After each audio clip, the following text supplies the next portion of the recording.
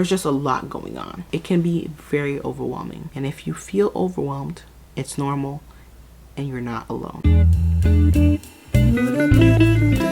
Hey you, my name is Jenny, a licensed therapist, and welcome back to my channel. Today we're talking all about 8 tips you need to know so that way you can succeed in college.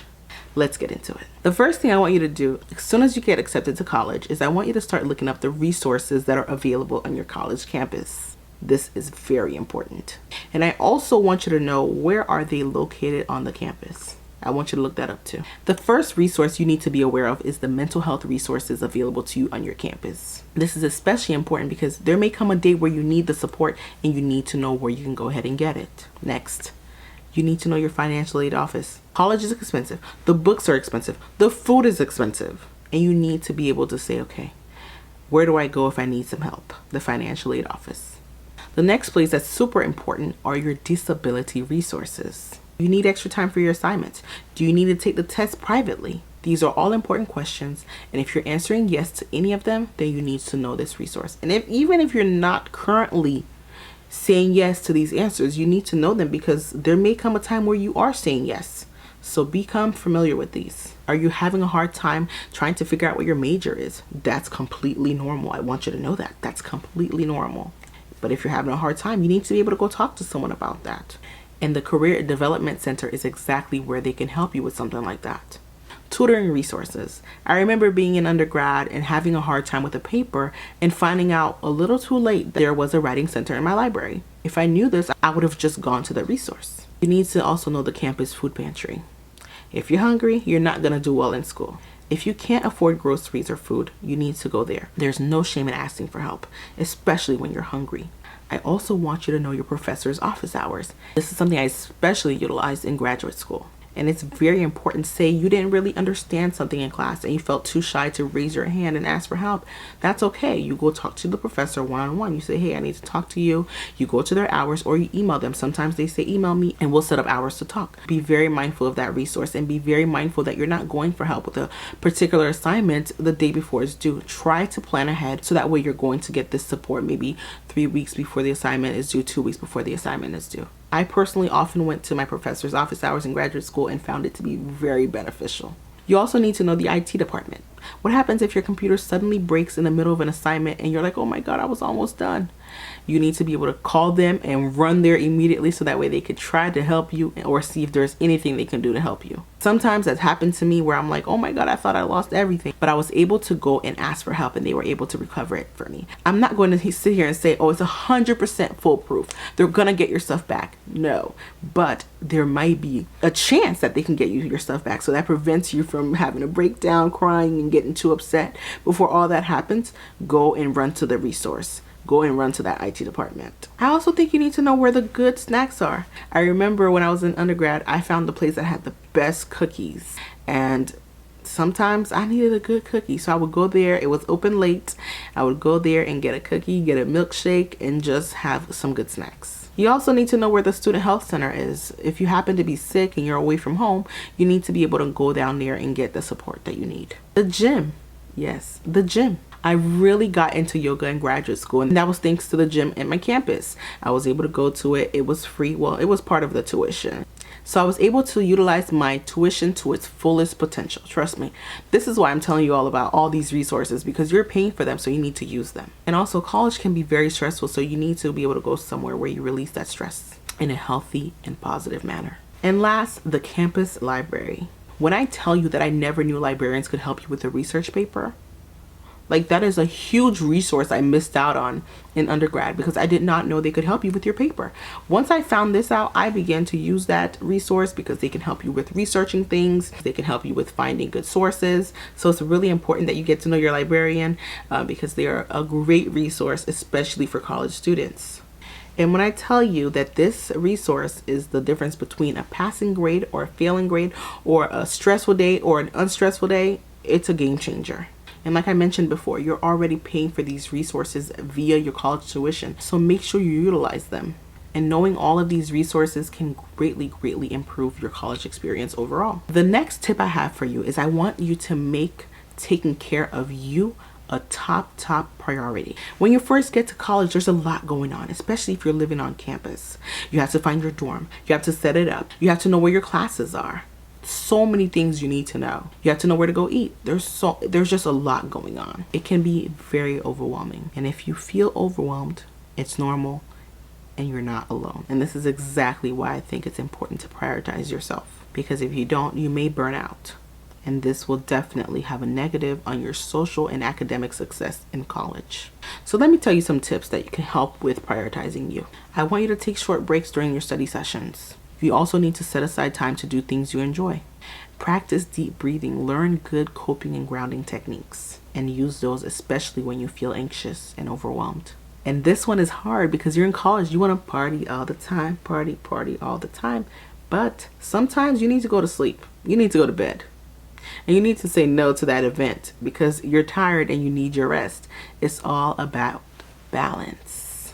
I also want you to take long strolls around the campus, learning about the different resources, finding out exactly where they are. All those resources I mentioned in the first tip, go learn about them. Take the time to walk around campus, learn where they are. The next tip is be organized or pull all-nighters. Let me tell you, pulling all-nighters is like a rite of passage. We all do it. I did it. I've done it several times. It is really a part of that college experience.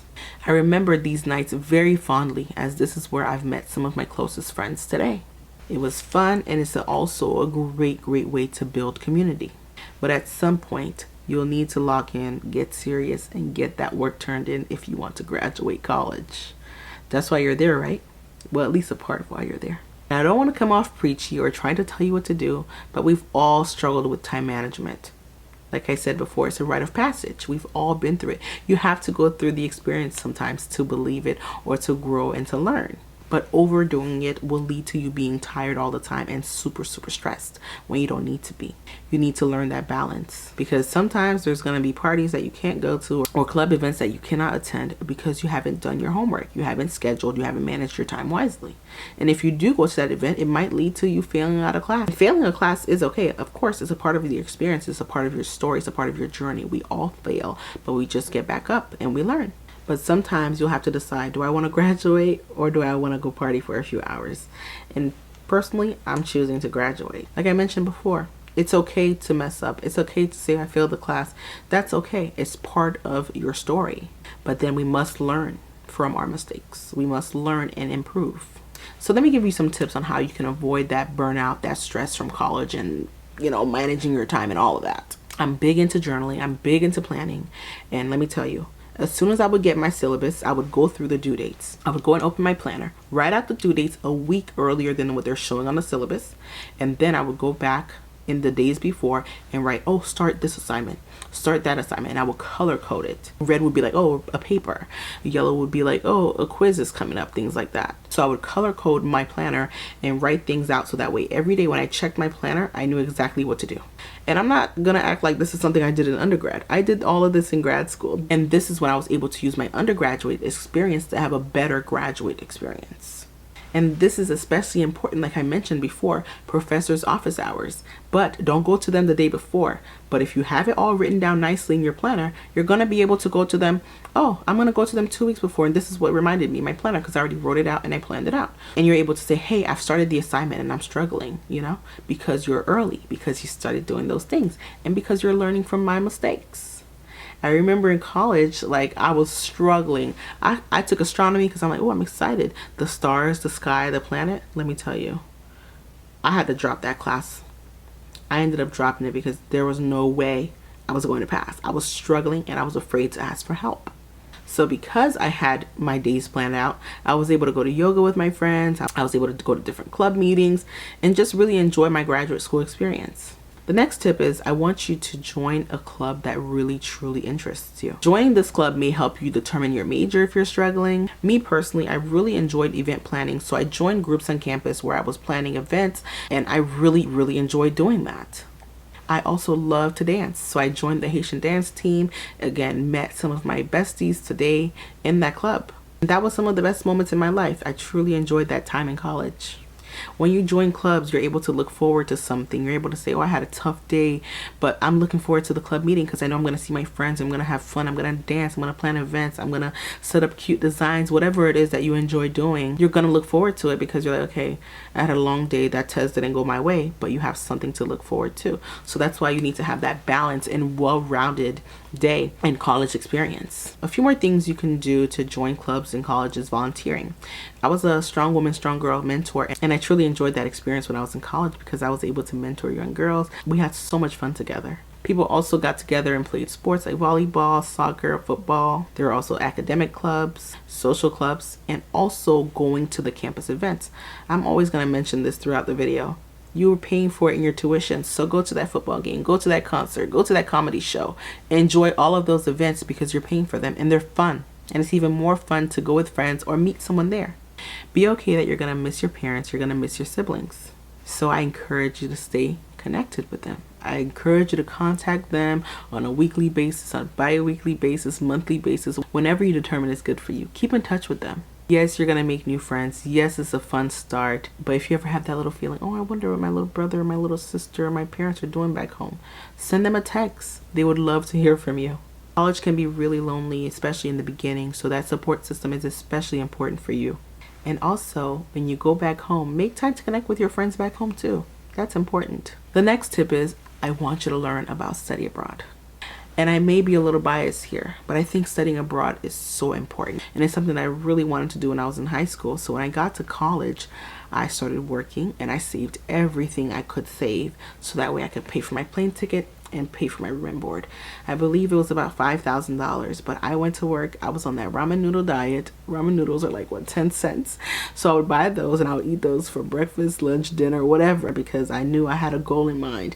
I was going to study abroad. And I ended up doing this alone. And I think even if you want to do this and you don't have anyone to do it with, I think you still can do it alone because you'll meet other people that are doing it with you. And it's a great experience. I was able to study abroad in Sevilla, Spain. So I was able to see Madrid. I was able to go to Morocco. I was able to go to Chef Shawan in Morocco. I was able to go to Paris. And I really, really enjoyed my time during study abroad. And if you want a video on my study abroad experience, let me know in the comments. I might do a short or a little video or something like that. Let me know. Another tip. Yes, college is great. College is fun. But sometimes roommates can be tough. So I wanted to share a few tips on how you can deal with them. Sometimes you need to step back and listen.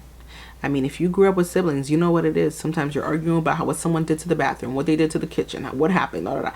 Like, you're all upset about different reasons. So it's important to listen to your roommate.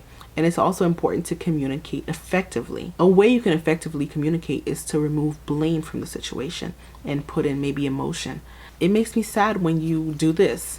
It makes me upset when you do this. Clearly explain what is wrong. No blaming. Take the blaming out. Remember, you're just meeting these people. You don't know what makes them upset. You don't know their boundaries. You don't know their triggers. You don't know anything about them. So things are going to happen and you may bicker. It's normal to have fights. You had fights with your siblings. You had fights with your parents. You had fights with your friends. All those things. It's very normal to bicker, but it's important to step back and listen and communicate effectively. A few ways you can prevent this is to set boundaries when you first meet. Say, hey, this is when our lights should go out. This is when the lights should go on. What do we think about visitors? How late should the visitors stay? Can they stay overnight? If you're in a bedroom with someone in college and there are 2 twin beds, having someone stay the night often can be hard on your roommate because they're like, I'm not comfortable with this person. I don't know them.